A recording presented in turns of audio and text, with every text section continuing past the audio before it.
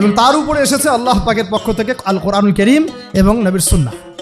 এই দুই আলোক পত্রিকা হাতে নিয়ে তিনি এই অন্ধকারাচ্ছন্ন সমাজটাকে সংস্কার করার মিশনে হেঁটেছেন।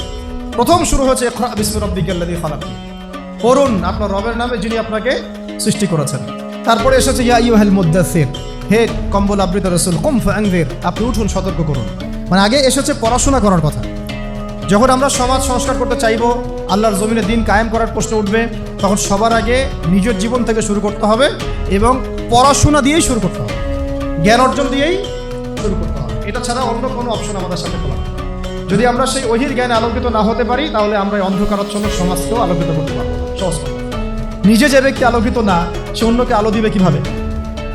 নিজে যেটা আলোকিত না, যে ব্যক্তি বা যে সত্তা আলোকিত না, সে কিভাবে অন্য একটা সত্তাকে আলোকিত করতে পারে? তাই সবার আগে আমাদের প্রয়োজন আল্লাহ পাকের ওহির জ্ঞানের চর্চা বাড়িয়ে দেওয়া। আল্লাহ পাক তৌফিক দান করেন।